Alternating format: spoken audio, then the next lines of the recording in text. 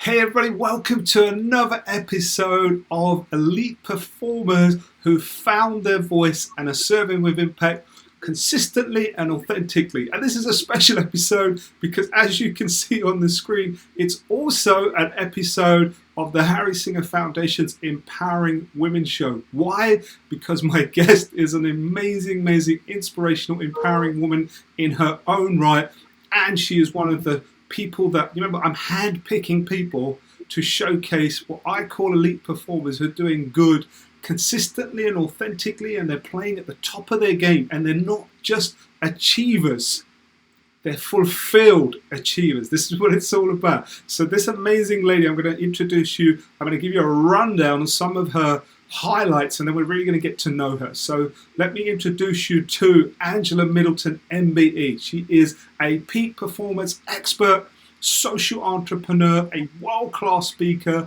a published author, 2 books, and a philanthropist. So you can see she's got the whole bag. This is why she's so dear to me, because she embodies everything I talk about when we talk about Find Your Voice and Serve with Impact. So let's give you some of a flavour of what she's been up to. So for as long as I've known her, she owned a company called Middleton Murray, and it's all about careers and getting people jobs, especially young people. And then that transitioned into a bunch of other companies under the Limitless Group, which she's the owner of. And on top of that, she created, and it's not just a program, it's like a whole movement. So she created this program called Your Body Means Business. Let that sit in for a second. Your Body Means Business. And she not only created the program, she's also the host of the Your Body Means Business show.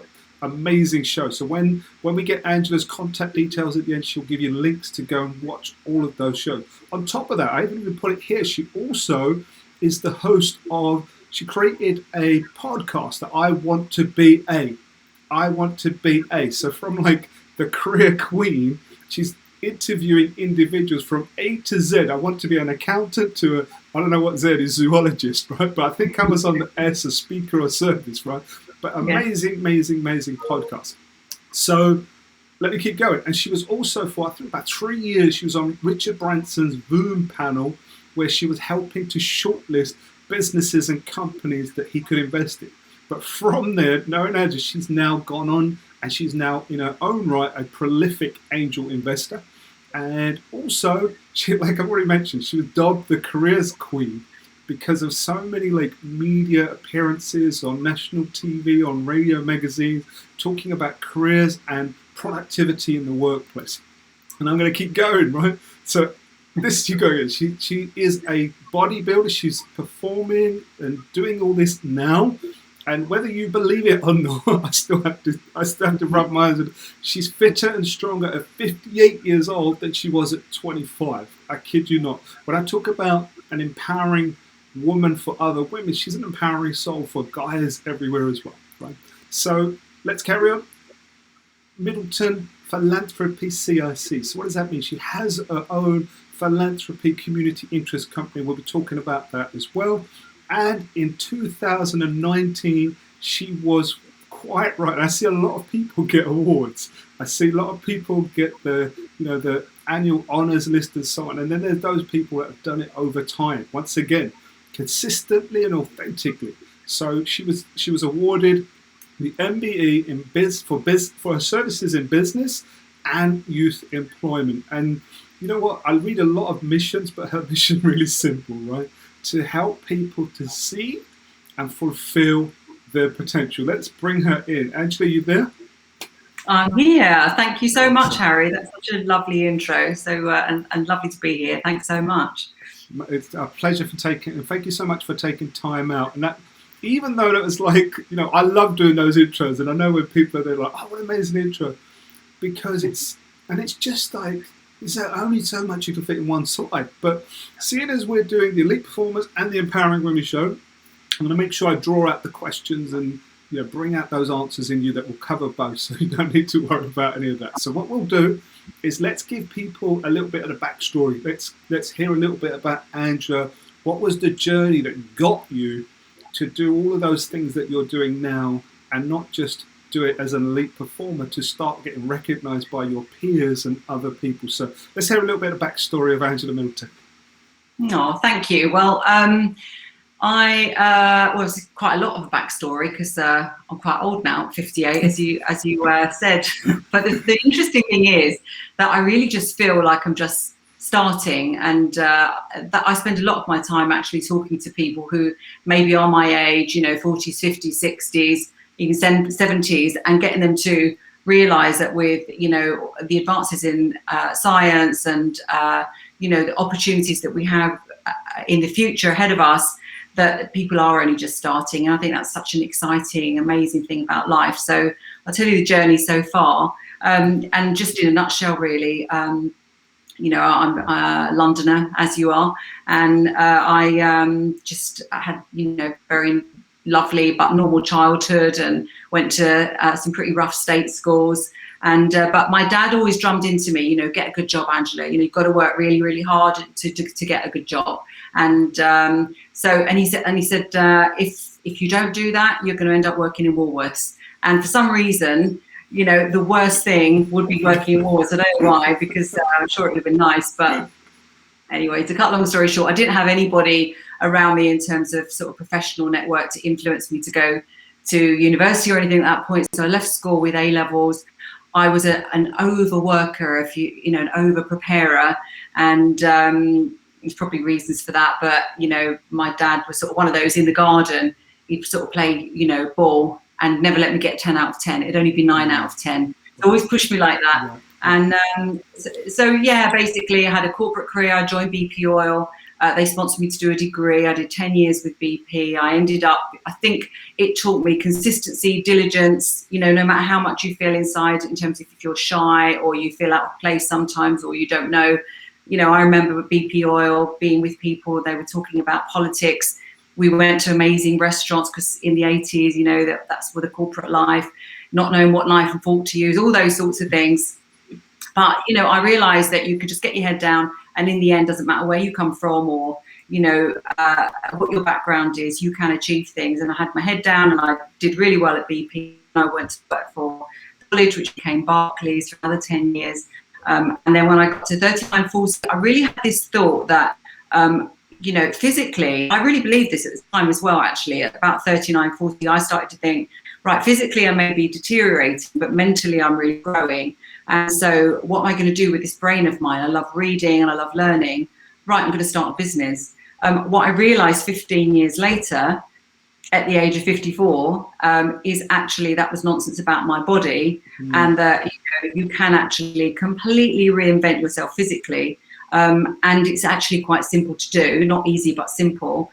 So that then you can sort of get this whole sort of package in terms of your body, which is, a strong brain, a strong body, and then really you can do whatever it is you want to do. And I suppose, here I am now. So I've done 20 years in corporate, 20 years in business, and that lovely list that you read out for me.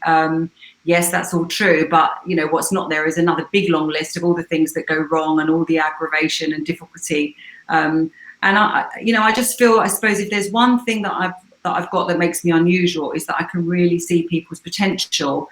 Every single person I meet, I immediately see that sort of, chink in their armor where they think that, oh, I wish I'd done this or I can't do that. And I really work hard. Doesn't matter what sort of environment I'm in, I work really hard to get them to see something. And I love it when I see that spark, whether that's a young person, midlife person, whoever it is. Brilliant. And, there's, like you said, there's so many things on that list that are left out. People really don't get it. It's when they see elite performers, they're like thinking, oh, you just put all your energy into corporate, but what people forget that you're also a mother, right? And so it's like you put the hard work, you put the effort. We'll talk a little bit about what it takes to be elite performer in all of those areas in a second. And then what I want to get across is you've taken like those two things that you had where all of your experience in corporate, in business, and then also being able to go, you know what, at 40 I was thinking, well, that's it, my body clock, that's over. And then suddenly realizing, well, hang on, that's not the case. And then not just improved, you literally transformed your body and your business. You brought the two together, and then it's like that's like that's just a perfect sort of example of what we call, when we find your voice, you found what I call your energy. You brought your two energies together and thought, you know what, this is my gift, and it became your gift. And I've witnessed and seen some of the people that go through those programs. So maybe let's start talking a bit about some of the things you do. We can talk a bit about the careers and so on, but let's go straight into Your Body Means Business. Tell everybody a bit about what that is, and give people a flavour of the type of things that some of those women that you take for experiencing. Yeah. Well, you mentioned that I'm a mother, and obviously that is my most important achievement. My two lovely children, and they're late 20s now, 27 and 29. And my whole journey into YBMB, Your Body Means Business, came about because of them. I think because firstly, you have my son who he was over in San Francisco. He lived with me for a little while, and I noticed. And I was always sort of one of these cardio people, I've always been sort of buzzing with energy, and I'd go and do Zumba. And my kids actually say, Mum, we remember, being in the creche in David Lloyd when you were actually sort of doing workouts. They must have been 3 and 4 then. So I suppose I had that sort of energy, but I definitely realised it depleted. And I just accepted that as you get older, you burn the candle at both ends, you start feeling tired, you have to slow down. And started to buy into this idea that you slow down. Yeah. And I must admit, your peer group around you as well, if they're the same sort of age, you find a lot of people talking about, when I retire, and I'll have to leave that to the young ones, and I used to do that, but I can't do it now. And you realise if you're aware of it, just how much of that can drag you down. Not people don't mean it, but that's sort of like the traditional sort of belief, I suppose. But anyway, my son, he was sort of constantly weighing out his food and doing weightlifting, and he's changing shape. And he said, Mum, you should go and start weight training, So that was, he introduced me to the gym in the first place. And then what's been really lovely is my daughter always had a very close relationship with her. And she came back from uni and she got a job with Goldman Sachs. She was there for 2 years. But she was working on high potential women programs. She joined me in Middleton Murray at the beginning of 2018 to help me to develop the programs there. And what's really been interesting is over the COVID lockdown, she suddenly discovered, the benefits of weight training and everything as well. And so she's now my partner in YBMB. My son helps me with some of the marketing. So it's really lovely how they've been part of that journey.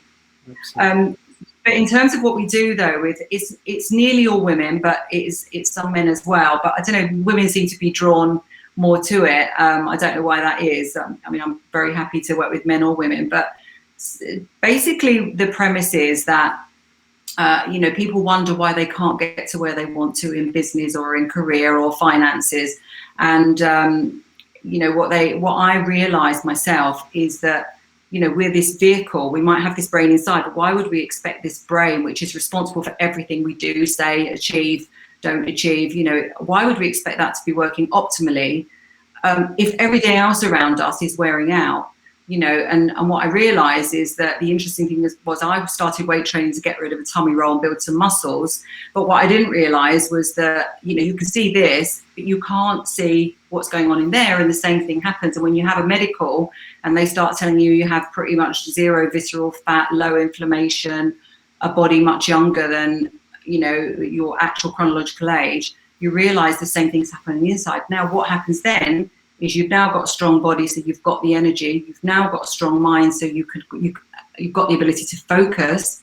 And there's lots of science behind your ability to focus. It's all related physically to what you're consuming and everything. Once you've got those two things in place, now you take these business strategies, you implement them, and suddenly they all work. It's not because they're any different. It's because you're now doing it consistently.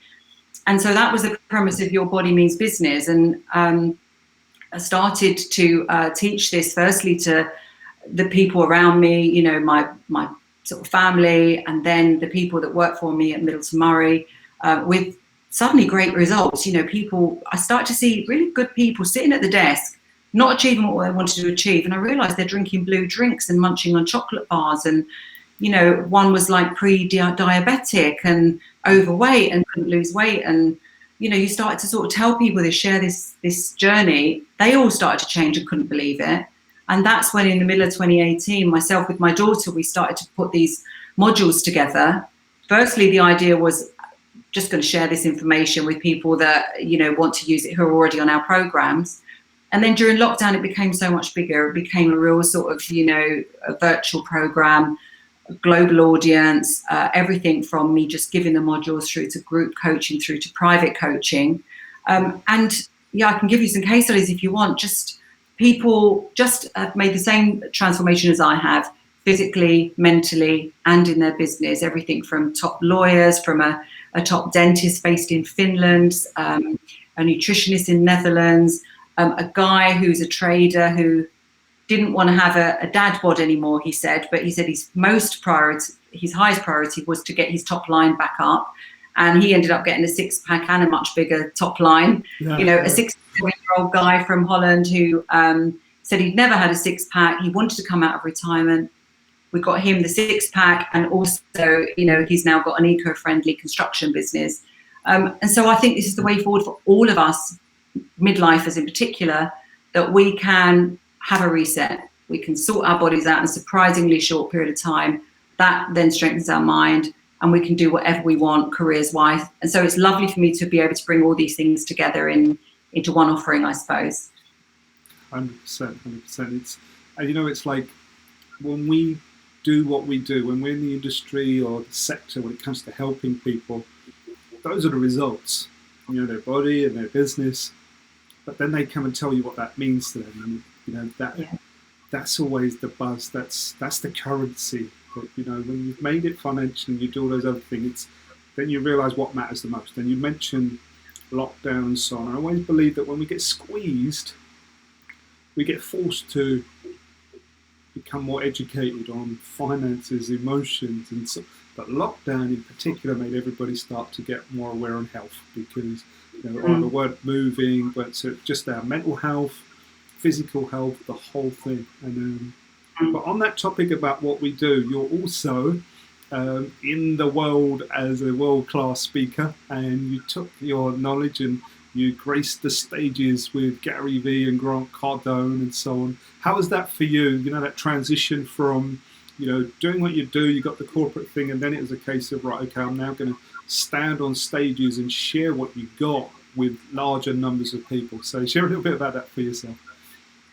Yeah, well, I think it sort of happens naturally, doesn't it? And I mean, I was really surprised at the reaction to that big speech, you know, when there was sort of 6,500 people there, because I thought what I was saying was sort of so basic, and you know, there were many speakers who were so much more animated, and I had spent many years talking like this in a one-to-one and a one to a small group basis, teaching, you know, I suppose, I don't think you can ever motivate someone, but you can help them find their own potential, and they find that very motivating. And so I've been doing that day in, day out for quite a lot of years. And the biggest speeches I'd done was probably a couple of hundred people, and sometimes it was a very corporate environment, and sometimes in a political environment as well. I've given you know, information and input at parliamentary committees on things like apprenticeships, growth of small businesses. So I've been under sort of pressure to make sure I, you know, deliver the content. And so I suppose I had a sort of a gradual journey with it. But that big speech with, you know, like you say, Grant Cardone, Gary Vee, and everybody was there. And I know you've been on these much bigger stages. Well, firstly, you can't see the size of the audience, and I think as well, along the way, you learn that it's really not about you in the end. It's about, can you connect to them, and so I was pretty well prepared with about 4 or 5 key messages. I thought they were pretty basic, you know, and I just went up there and I sort of gave them about half an hour or 40 minutes talk, and yeah, people were sort of just coming back raving about it and saying, oh, you know, it was the #1 speech, etc. And so as a result, that got asked to do a lot more, particularly virtually, because it wasn't long after that there was lockdown. I think what I learned from that is that when you live and breathe, and you know what you're talking about, and you know it, you actually know it works, and you're so interested in making sure that, have they got it? Shall I say it a different way? You know, you're more bothered about them than you are about maybe how you look or how you sound, or if you use the right word. then that makes for a really good speech that resonates, I suppose. So no, I love doing it, and I've done quite a lot of big scale speeches now, but of course sort of sitting in here looking at the screen, it's quite the same. But it's all ready to come in hybrid form. The event that you were speaking at, at the time you were doing it, I was already in Dubai getting ready for that same event as it was touring around the world. And I remember checking in, and you're absolutely right. People were talking about Angela Middleton, who's on there and so on. And I was like, yeah, I know Angela. And it was, and feedback I wanted to give you, and then for everybody else as we move into sort of like what it means to be a elite performer. When it comes to speaking, there is number one tool, attitude, characteristic, and that is authenticity. So it did surprise me that, you know, if you have all the other speakers who are polished and doing their thing, when you're authentic and you keep calling it basic. I'd rather you reframe that and say what I was giving them was valuable, and when it's memorable. Because if it's what you call basic, meaning the audience could take what you gave them, they could consume that, they could remember it, and then they could use it. And sometimes that is what makes things valuable. So you're adding value. You already said it yourself. It no longer becomes about you, it becomes about them. So yeah, I look forward to once the world opens up again, there's many more stages for you to share.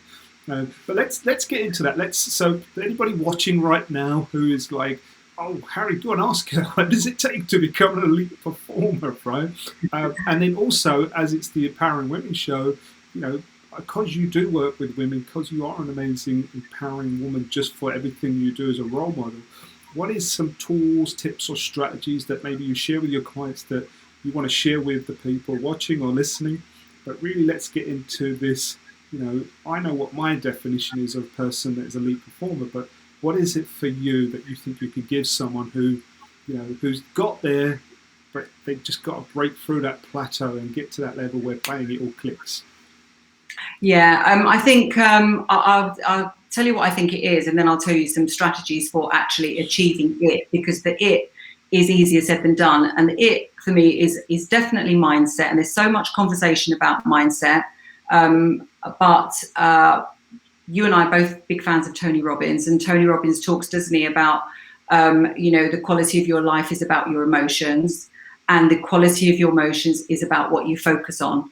And so the first thing to know is that, if you are wanting to be an elite performer, and whatever that means to you, then you've got to focus on that, and not focus on why you can't do it, what you didn't do, what failed before, what other people say. The focus has got to be on what you want to happen, what you want to achieve, not even how, but what. So that's the first thing. And there's a lot of things said about that which may be a bit regarded a bit woo-woo, for example, in The Secret and all things like that. But all of that aside, focus. We all know that you've got to focus on what it is you want to do. But now, so that's the it. But then the strategies to do it, that is easier said than done. So how do you manage to keep your focus? And then this boils down to the things you do with your body and the actual routines that you carry out in the day. And this is, I think, what did resonate in that speech, because I told them a step-by-step, and I can tell some things here, a step-by-step series of things to do, which enhance your focus and your ability to get things done, that to take you towards your destination, or even identify your destination if you don't quite know what it is.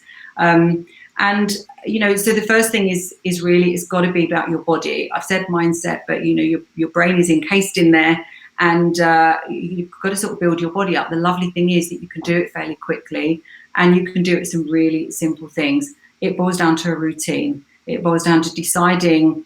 I talk very often to people, what's your routine? They say, oh God, I'd love to do this, and I say, well, just do it tomorrow then. Oh, I'd love to get up earlier, so get up earlier. Oh, I'd love to spend time with my mum, spend time with your mum. So it's almost like people believe that there's someone else pulling their strings and it's not their life. So, the first thing, write down what you want your day to be like. What time would you ideally get up? What would you do when you get up? The sort of things I'd advise is drink some water, sit yourself down in a routine place where it's quiet, do some meditation, do some writing, reminding yourself of your goals, bit of reading, so we call it savers. If you look at the Miracle Morning book, then you'll know what they mean. But literally have some time in the morning to set yourself up. Then the next thing is planning your food and what you actually put into this body of yours, which is, your vehicle. So, you wouldn't put dud fuel in it. You wouldn't make it run on empty if it was your precious car. This body is much more precious to us than the car. So, you'd identify what you're going to eat. You learn about macros, which is, a great combination of carbs, fats, and proteins. You drink a lot of water. You balance out your foods. You go to bed at a time where, you're going to get at least your 7 or 8 hours sleep. You do that for a few days. Wow. All of a sudden, you're now able to focus. So you can't force yourself to focus when you're tired, hungry, lacking in energy. And when you don't focus, your brain takes over, this ancient amygdala that we know at the back of the brain that starts saying to you, oh, you can't do it anyway. You're too tired. Stay on the sofa. Don't go for the interview. Don't go on the Zoom meeting. So it all starts with looking after your body, getting in a routine, and then you've got to stick to it. And the lovely thing is, the more you do it, the more you can stick to it. So don't worry about 2 and 3 and 4 weeks at a time. Just worry about tomorrow. Yeah. And I think that is such a key for peak, what we call peak performance. Yeah, here's what I want to add on to that is, at the end when we share all your details of how people can stay in touch with you, you've got so many hacks and biohacks, and it's like, when people, just us talking right now, someone might be listening and watching, go, what did she say? Macros. How am I going to plan my food? And now there are apps. I mean, for all of us that live in that world, My Fitness Planner and so. I mean, who would have thought? 10 years ago, we'd wake up in the morning. I do it the night before. I put in, I'm going to have my protein. Then I'm going to have this, and I know exactly what I'm having that day. And even if it doesn't work out, one of the great things I've done is the fact that I've put it in 90% of the time, it's what I'm going to eat that day. So. Yeah. There are tools, apps, everything. But you said the key thing is, if your mindset isn't there, you're not gonna get there. So you heard it right there, everybody. It's like one of the foundational parts of elite performers is your mindset, and your body is within that. So that's that stepping stone. Everything else you want to do, it's like, I remember years ago when Arnold Schwarzenegger came and he was asking, we had 5 minutes with him, and he would tell us things like, if you eat this much, you train this much, right? And then he also, one thing stuck in my brain. I remember being 15 years old. Arnie Schwarzenegger came to East London, and it was at a gym that he was part of. And this was like, before his movie star, he was doing all his Mr. Universe. And he said this: if you want to build your muscle, if you want to build your arms, you want to build your shoulders, because you start with your legs. I was like, what's he talking about? And I've remembered it all that time. So it's like as if start with the foundation of your body, which includes your mind. And like what Angela just said, is the momentum will get you there. And it's so important that because people are like, give me the strategies, give me this, how do you do this, how do you do that? And it's like they're drained. And that's probably links to what you said earlier, where people, when they live in the world and then they get to 40 and then they get to 50 and then they're like, oh, this is where it's, we've got to stop. But no. No, not at all. I mean, and I think as well, just to sort of add to that, is that, people say to me, oh God, I bet you're always in the gym, aren't you? Because I post photos of the gym. But truth of the matter is, part of that regime that I just mentioned is you've got to move your body. But it's much more important just to walk than it is to go to the gym initially. When you're starting to, you've got to just move your body, and that means trying to do the 10,000 steps, checking that out on your phone to see sort of what you do already, and what gets measured gets done. The minute you start measuring, then things improve. If you start measuring on something like MyFitnessPal, you're a bit more mindful about what you're eating. My trainer used to call it licks, bites, and tastes. Or just have a bite of this and a taste of that. And before you know it, that could be like 500 calories, and that keeps you in you're not in a deficit, basically. You can't lose any body fat.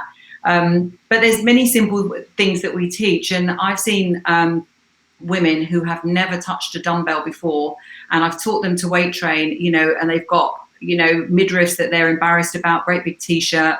And I teach them to start, the proper technique with water bottles and with cans of beans. And then, 3 or 4 seasons later, I had one just the other day. I took a snapshot of it and sent it to her from the Zoom workout that we done, because now she's got this really tight midriff. You know, she looks really athletic, lovely legs, shaped legs and everything. And she was learning from water bottles, and, you know, we went slowly, one step at a time. And she's 50. So it is possible for absolutely every single person. Someone in their 60s who, again, transformed. And we also talk about styling and stuff, because I talk about packaging yourself up.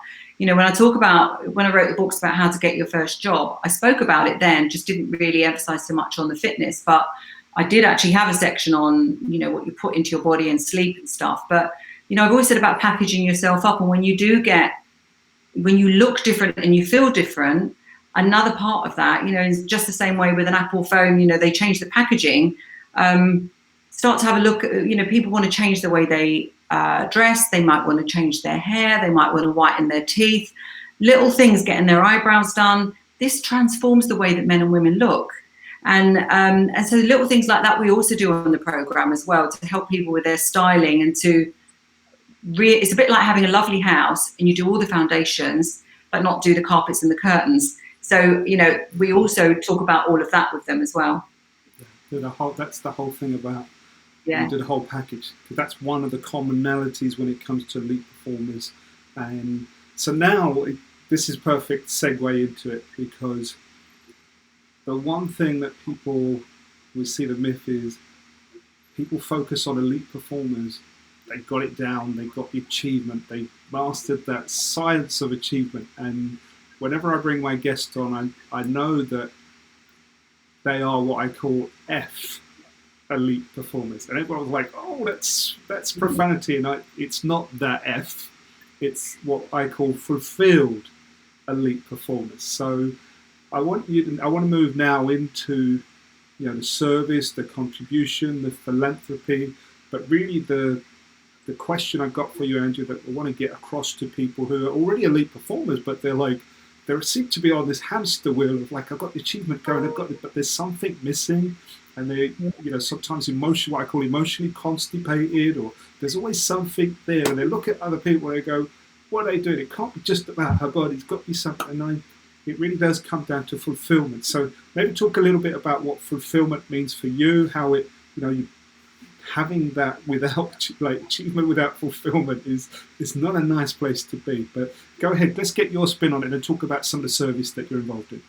I think it depends really on what people think is going to make them feel fulfilled. Because, you know, if I hear people say that they want to get a Ferrari, or, you know, their biggest dream is to, you know, just achieve this thing, I always then sort of start to ask them why.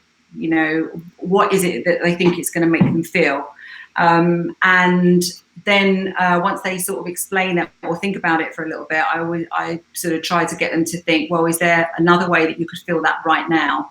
You know, could you feel, so for example, if it might make you feel admired. People don't really want to talk too much about this, you know, the 6 human needs, so things like significance, but very often people are driven by significance. And you get them to sort of maybe understand that a little bit, and then say, well, you know, you want to feel significant, but why? And get them to sort of keep saying why until they sort of acknowledge what it is they really want to feel. And very often it's that they just want to feel that, you know, they've made a difference. And we know about the 6 human needs, and the fact that the ultimate human need is one of progress and contribution. And so if you really, really, you know, dig down, you find that most people want to feel that they've contributed and they've made a difference. And if they weren't here after today, that they have made a difference in some way. And so I think the first step is to try to acknowledge what it is that is driving you. And if it is that, you know, I just want to get this next house, or I just want to get this next car, which I think there's nothing wrong with that, by the way, because I love nice cars and clothes and houses and all of that sort of stuff. But what you realize is that you don't really want that. You want the thing that it makes you feel. And the thing that it makes you feel is, you know, like you've achieved something. And then why do you want to feel that? Well, so because you want to leave a legacy. Well, why? You know, well, because you want to contribute to the world. So everybody really wants that. So I think exploring that for a bit is really important. And then after that, you think, okay, well, and I think another great question to ask is, you know, what would you want on your headstone? I know it sounds a bit morbid, but even if it's another 60 years away, what do you want to see on there? And I get people to write that up, and they write up what they want to see on there. And, you know, she was a great mother and a good friend. And, you know, it doesn't say, oh, she had a Ferrari and a really nice diamond ring, you know.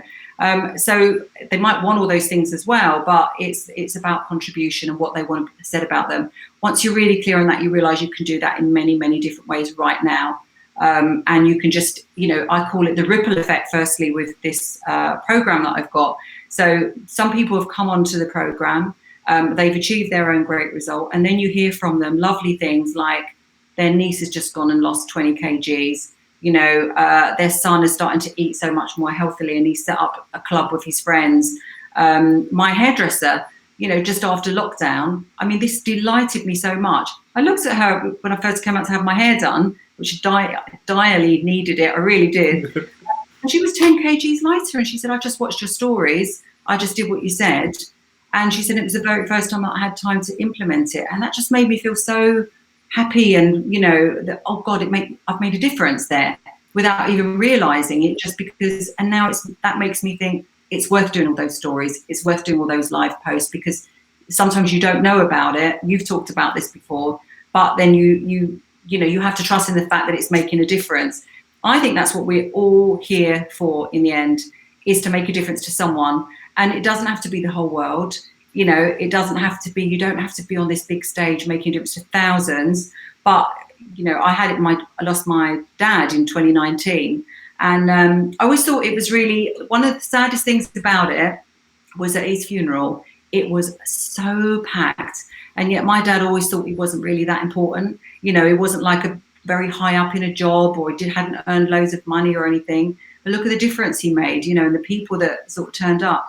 So I think in the end, it's just constantly reminding yourself of why you want something, and can you actually get that feeling right now with just what you're doing? And probably the answer is yes.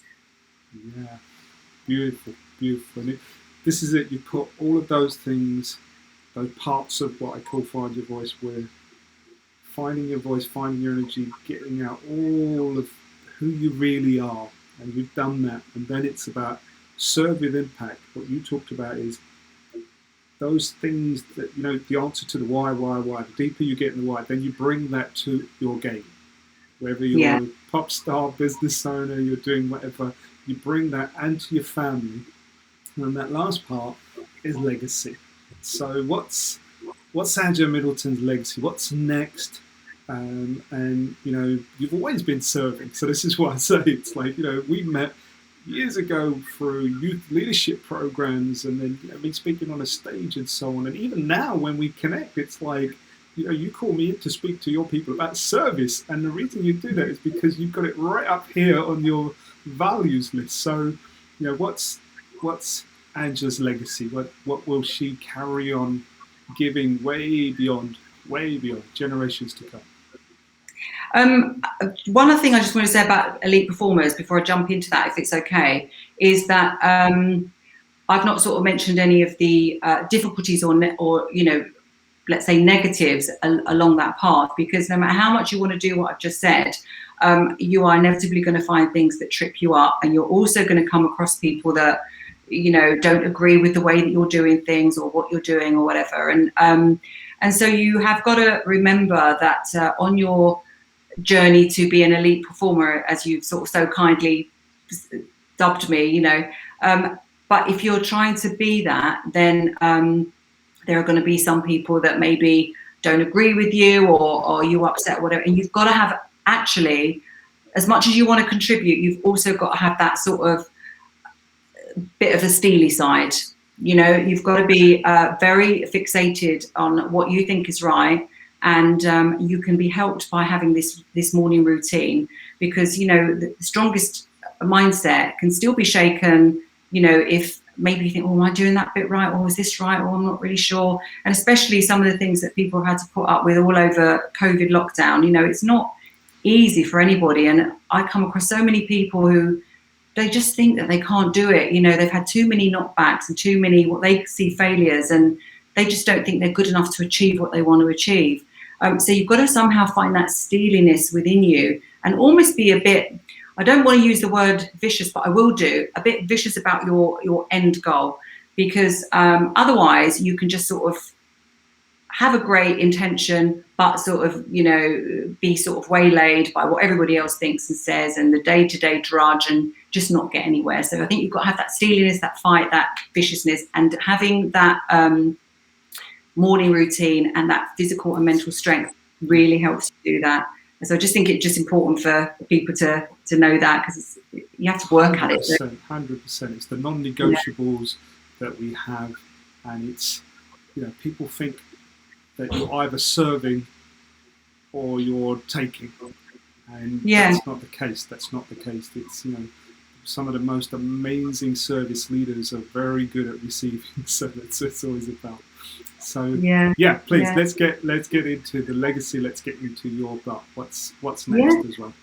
Well, I mean, it's difficult to know forever, because I think, please God that I've got a very, very long time, and I'm only 58, and I hope that with listening to the sorts of things that we're being told now about science, that we're being told that we should be routinely living to 120, and if we really look after ourselves, 150. Now, if we think 150, that means I'm only just a third of the way through. You're not even that. So you're not midlife yet, then, are you? So we're not even midlife. We have got a long time. And I think one of the things that I've learned to do is to pivot, and to be able to sort of see what's going to happen and sort of shift and pivot. So, started off in my business career with recruitment, and then mid-level professionals, and then young people, and now midlifers again. And so I think I'm always going to be doing work that it really helps people fulfill their potential and do great things. And like I said, one of my great clients, a top lawyer, she's really done some phenomenal stuff on the program, and that makes me feel really great, because through her I've made some impact in that particular sector. So I would love to do some more of this work at the moment with midlifers, but influential people as well, who have got their own businesses, who are based in other countries. This is the first time that I've ever had an international client base. So that's the beauty of, doing things virtually. So I'd like to really make a wider impact with the sort of work that I'm doing in a number of different sectors, a number of different countries, enhance productivity.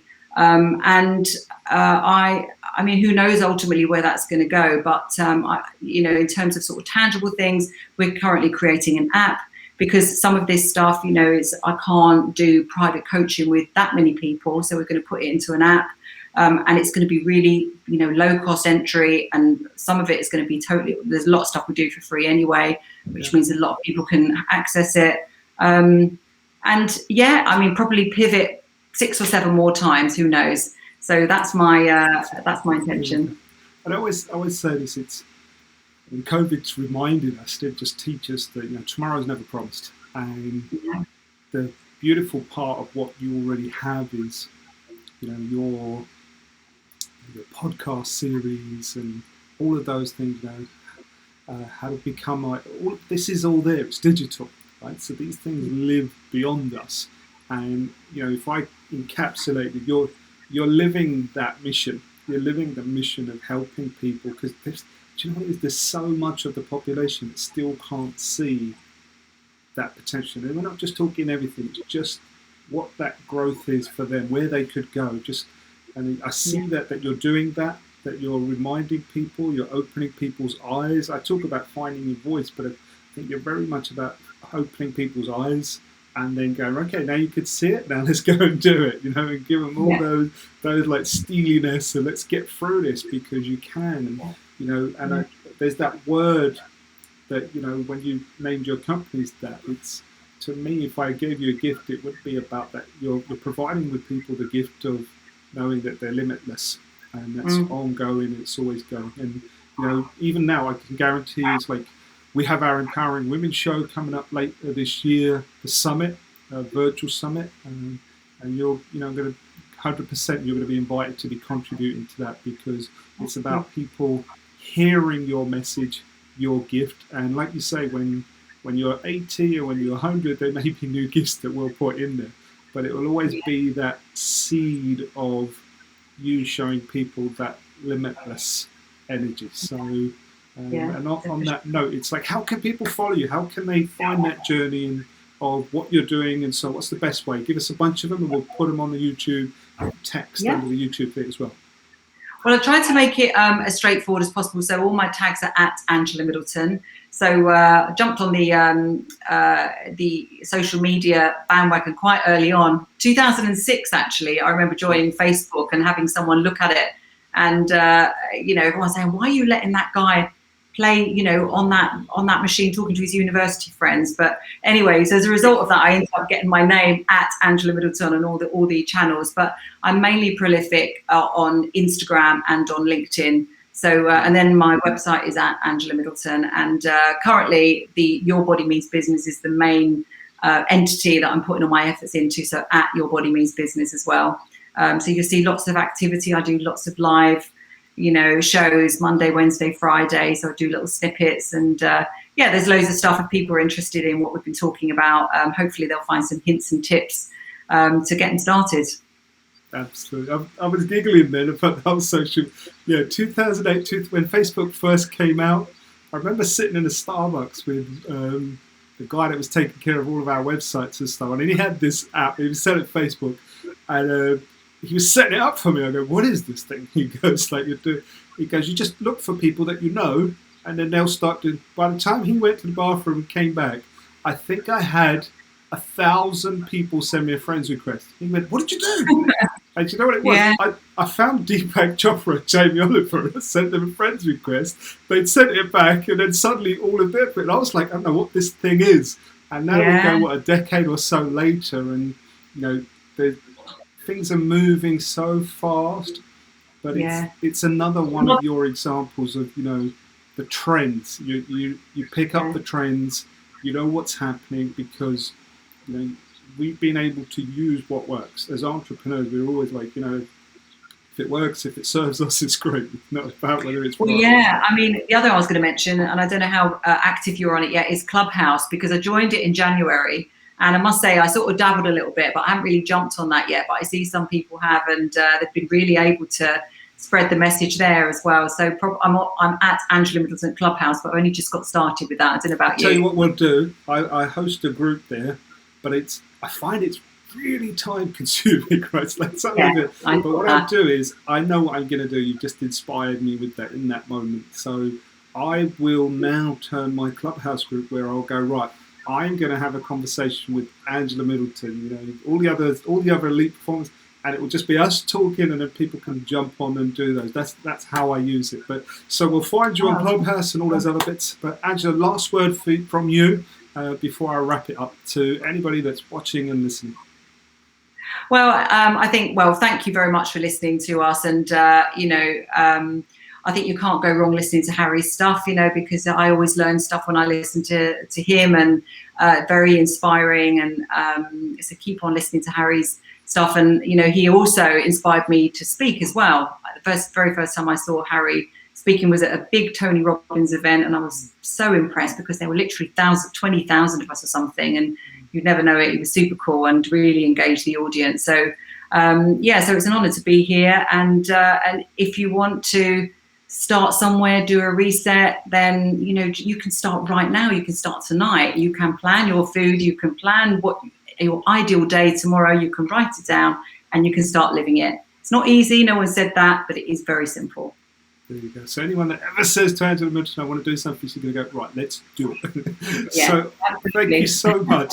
So on that note, let's wrap it up like I do. We're back here. So for any of you that are watching, if you have questions for Angela, subscribe, put your comments, or send her a message on the YouTube channel. But because there's a whole bunch of stuff here, because if you subscribe to my channel or the foundation channel, you'll get to see other episodes of empowering women and even empowering youth. But definitely make sure you find all the links that will be available for Angela. Send her some love, let her know what you got from here, and definitely follow her, because I guarantee you she will add value to your life. So I look forward to seeing you on an episode of one of these shows very soon.